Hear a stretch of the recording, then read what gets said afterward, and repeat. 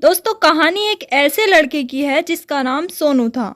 सोनू दिन के समय स्कूल जाता था और उसके बाद किसी छोटी मोटी जगह पर काम करता था ताकि खाने और रहने का इंतज़ाम हो सके।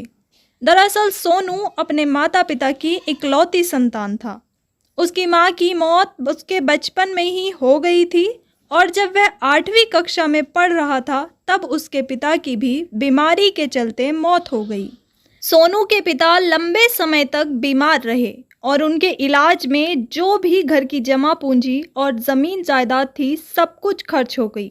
सोनू को अपने पिता की एक ही बात सबसे ज़्यादा याद थी कि बेटा, पढ़ाई एक ऐसा धन है जिसे कोई हमसे छीन नहीं सकता।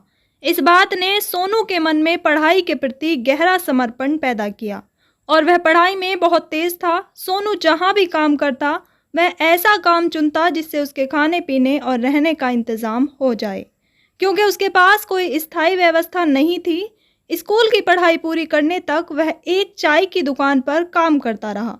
लेकिन अब जब उसने स्कूल की पढ़ाई पूरी कर ली थी, वह उलझन में था कि अब आगे क्या किया जाए।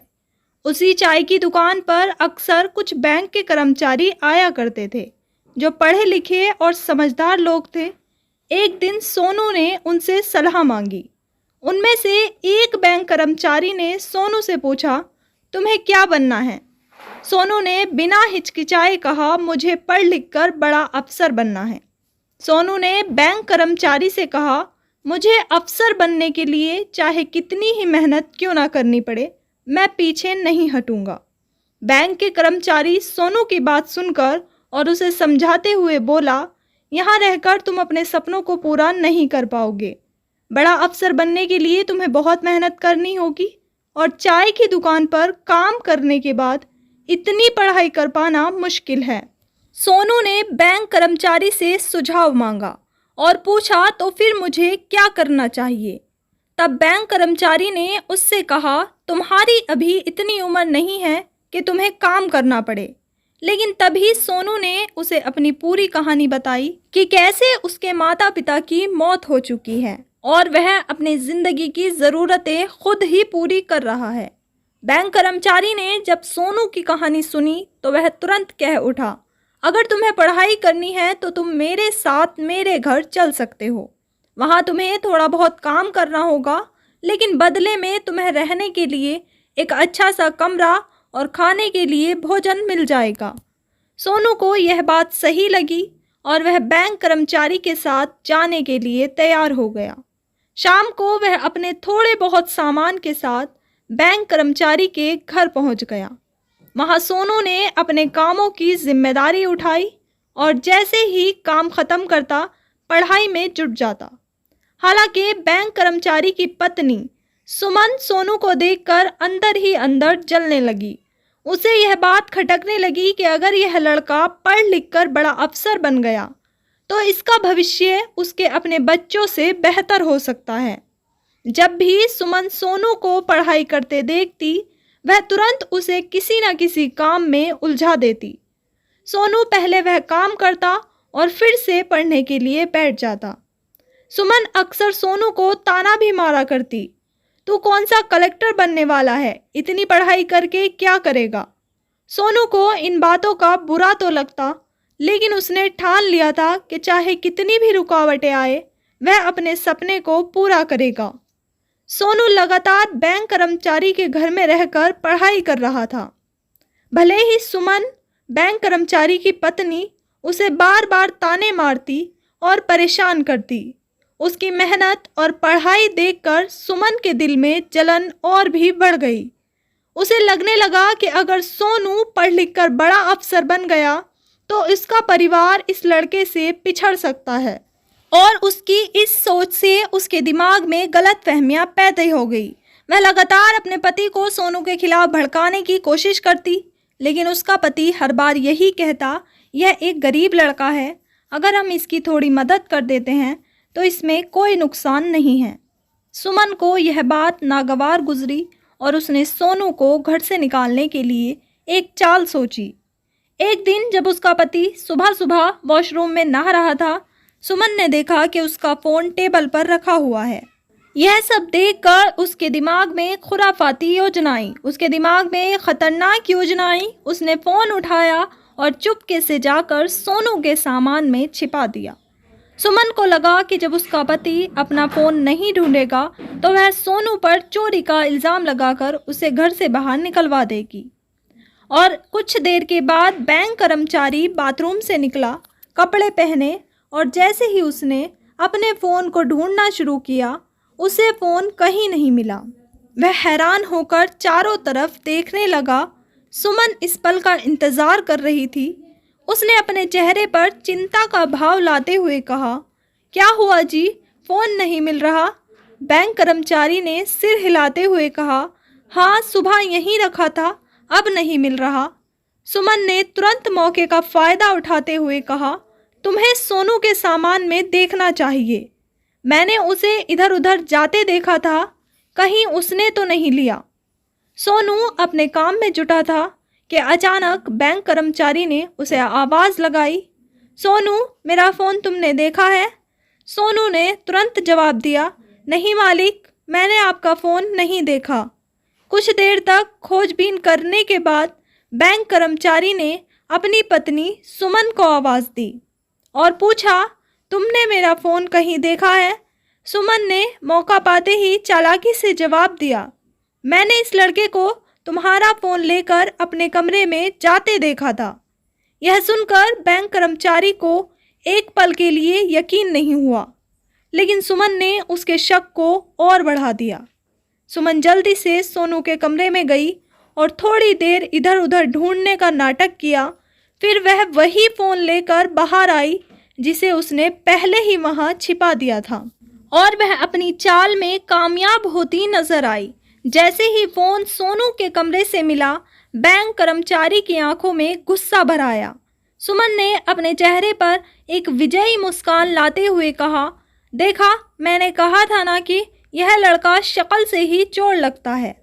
आज तो हमें फ़ोन मिल गया, लेकिन अगर इसे यहाँ रहने दिया तो ये जाने कितनी और चीज़ें चुरा कर भाग जाएगा।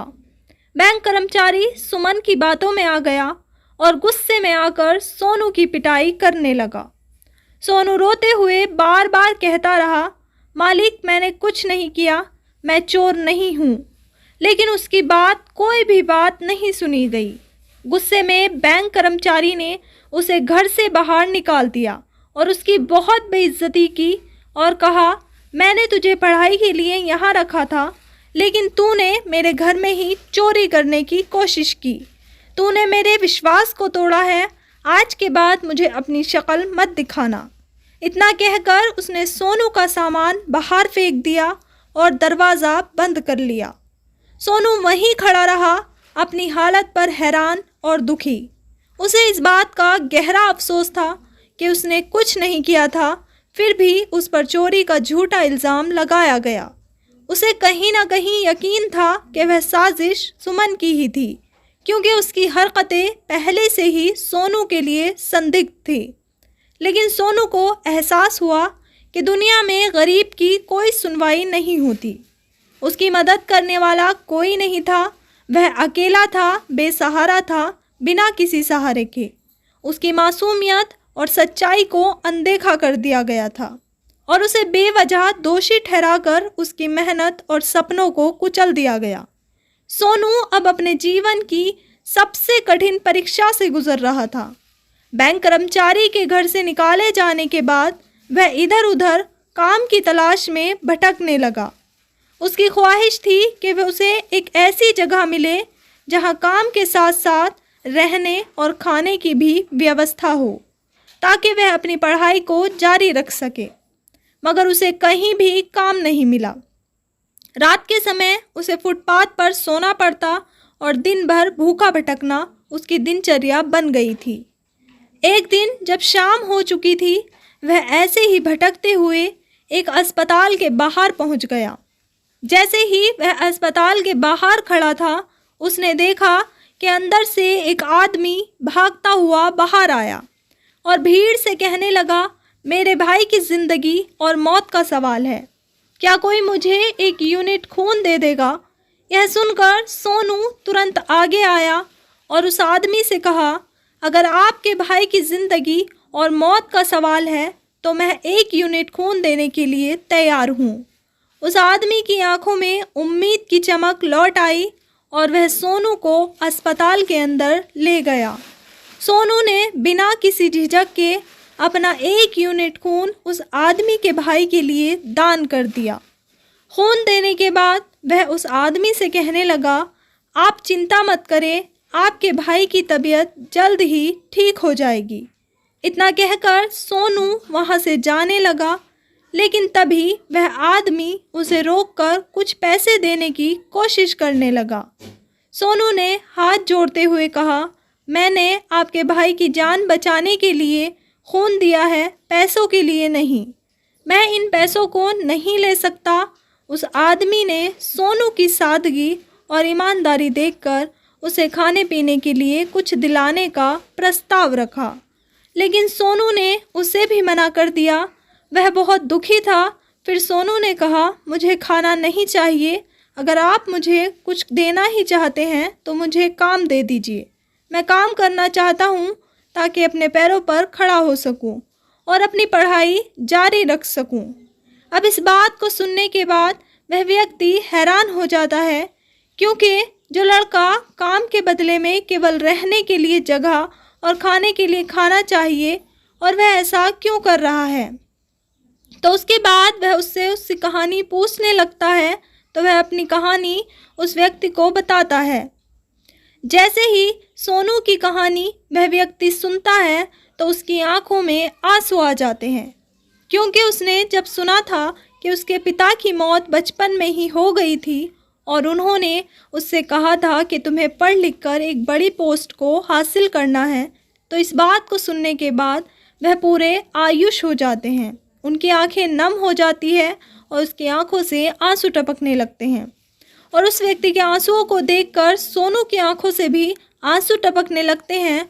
और इसके बाद वह व्यक्ति उससे कहता है कि कोई बात नहीं भाई, तुमने मेरे भाई को खून दिया है और तुम्हारी वजह से मेरे भाई की जान बच पाई है। तो तुम ऐसा करो, मेरा एक भाई है तो मैं एक और भाई समझ लूँगा। तुम मेरे साथ मेरे घर चलो, वहाँ पर रहने के लिए तुम्हें घर मिल जाएगा। थोड़ी बहुत हमारी खेती बाड़ी है, उस खेती बाड़ी में हमारा हाथ बटा दिया करना और तुम्हें पढ़ने लिखने के लिए पूरा टाइम मिल जाएगा, और वहाँ पर कोई भी तुमसे कुछ भी कहने वाला नहीं होगा। अब इसके बाद वह लड़का सोनू उसके साथ चला जाता है और वहाँ पर वह लोग सभी एक साथ मिलजुल कर रहने लगते हैं।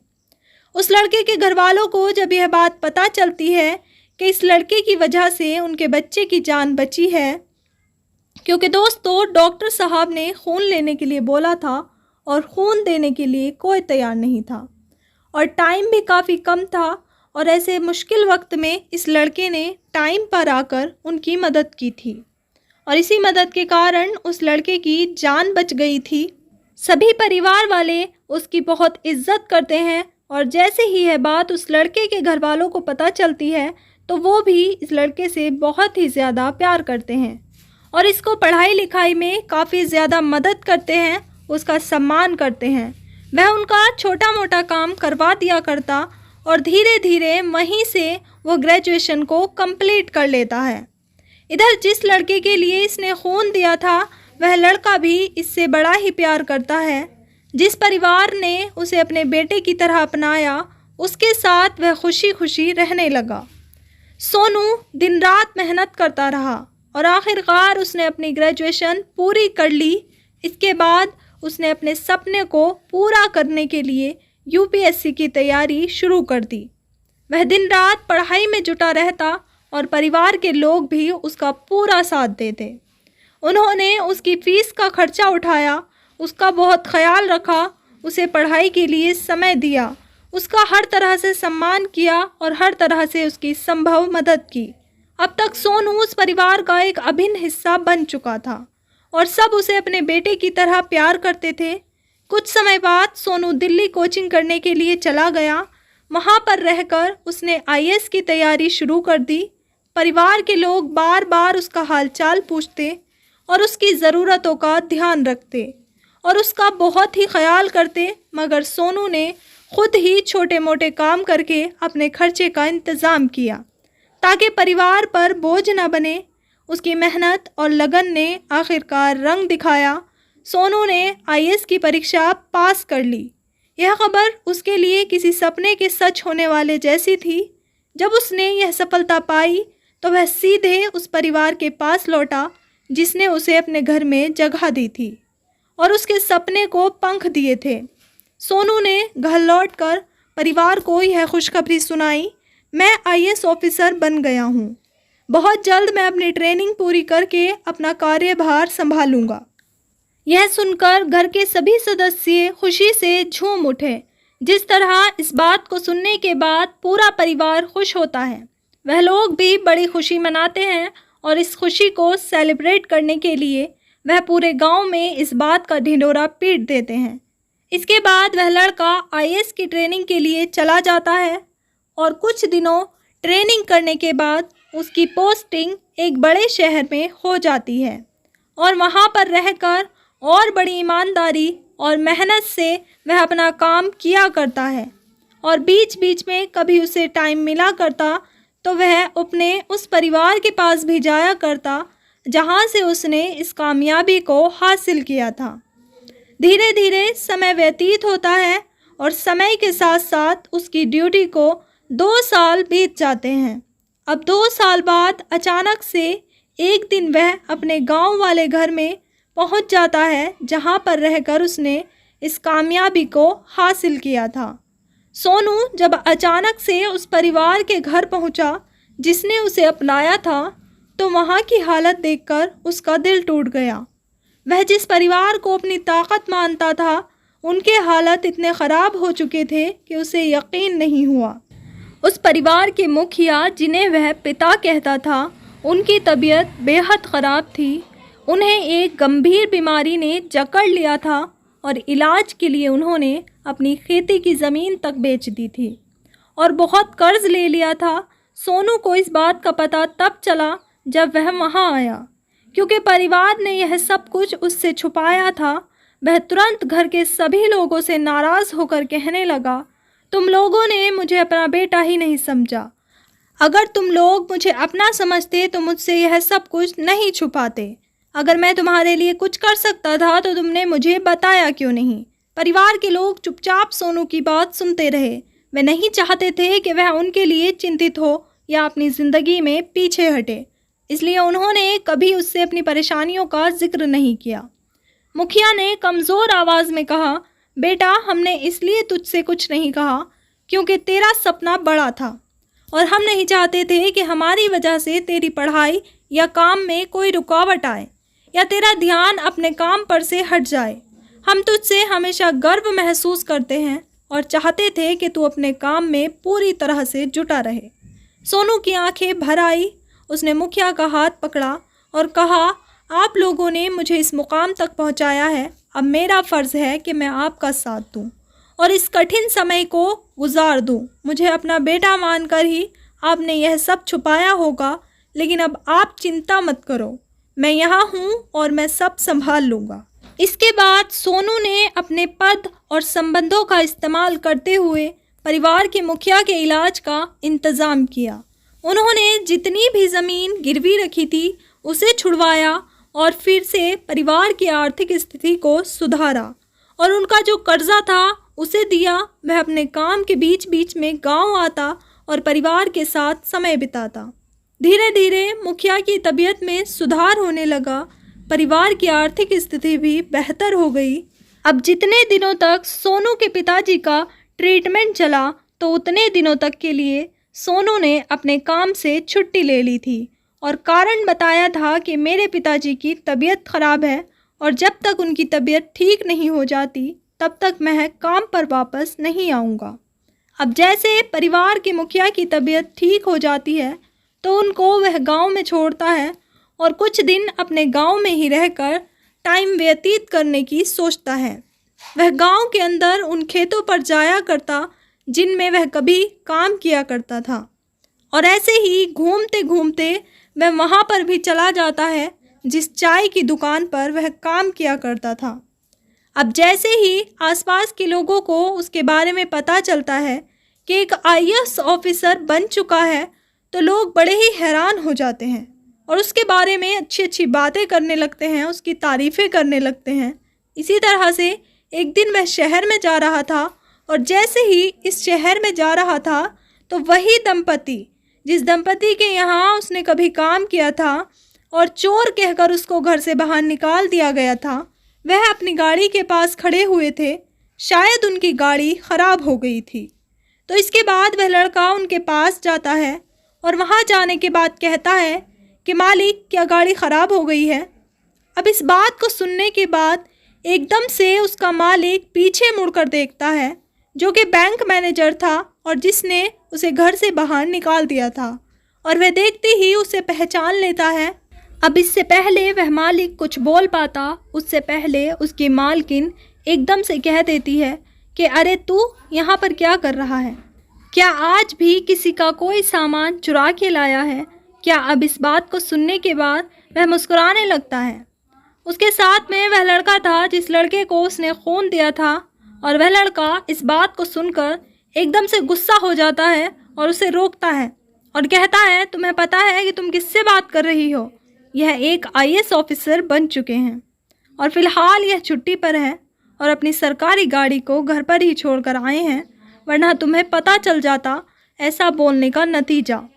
अब इस बात को सुनने के बाद वह दोनों दंपति एकदम से हैरान हो जाते हैं कि जिसको उन्होंने कभी चोर कहकर घर से निकाला था, वो एक आईएएस ऑफिसर बन चुका है। और उन दोनों की आंखें फटी रह जाती है, उनके पैरों तले ज़मीन खिसक जाती है। इसके बाद वह लड़का उनसे कहता है कि ऐसी बात नहीं है, मैं तो केवल आपको यह बताने आया था कि मैं उस दिन भी चोर नहीं था और आज भी चोर नहीं हूँ।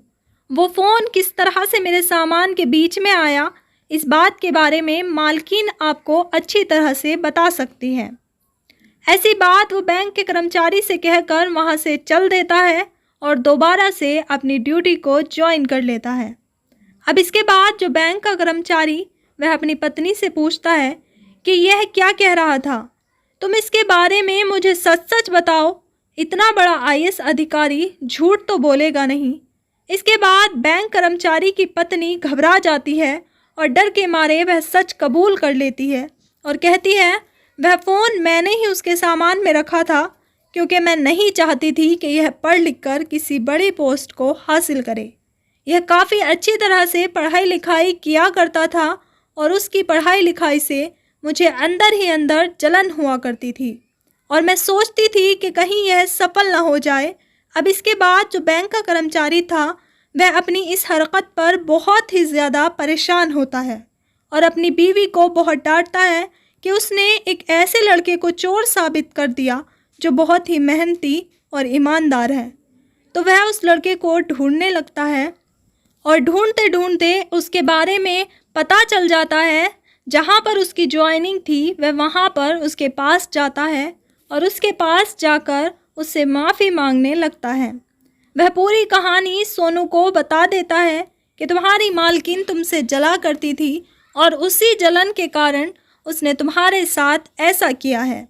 अगर हो सके तो बेटा हमें माफ़ कर देना, और मेरा इरादा बिल्कुल भी तुम्हें उस टाइम पर मारने पीटने का नहीं था, लेकिन हालात ही कुछ ऐसे थे।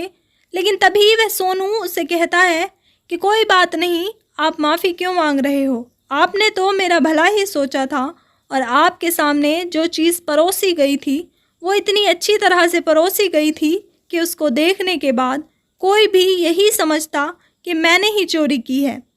वह आईएएस ऑफिसर और बैंक कर्मचारी को माफ़ कर देता है और माफ़ करने के बाद उसे कह देता है कि ठीक है, आप जाइए, कोई भी दिक्कत नहीं है मेरी तरफ से, आप अच्छी तरह से अपना जीवन व्यतीत कीजिए। तो दोस्तों, यह थी कहानी एक लड़के की, जहाँ पर एक लड़के ने बहुत ही ज़्यादा मुसीबतों का सामना किया और मुसीबतों का सामना करने के बाद भी उसने अपने मुकाम को हासिल किया। जो बात उसका पिता उसे कहकर गया था वो बात उसके सामने सिद्ध हो गई। आप क्या कहना चाहते हो उस लड़के सोनू के बारे में, और क्या कहना चाहते हो उस बैंक कर्मचारी के बारे में, और क्या कहना चाहते हो उस घर के मुखिया के बारे में जिसने उसकी ज़िंदगी ही बदल दी? आपकी जो भी राय हो कमेंट सेक्शन में लिख सकते हो, लोगों के साथ शेयर कर सकते हो। और इसी के साथ साथ दोस्तों, अगर वीडियो अच्छी लगी हो तो वीडियो को लाइक और चैनल को सब्सक्राइब ज़रूर करें। बाकी इन कहानियों को सुनाने का उद्देश्य किसी को परेशान करना बिल्कुल भी नहीं है। यह कहानी आपको इसलिए सुनाई जाती है ताकि आप लोग इन कहानियों में से कुछ ना कुछ सीख सको और अपने जीवन में उस चीज़ को अप्लाई कर सको और आगे बढ़ सको। मिलते हैं किसी नेक्स्ट वीडियो में नए टॉपिक के साथ। तब तक के लिए जय हिंद, जय भारत, जय हिंदुस्तान।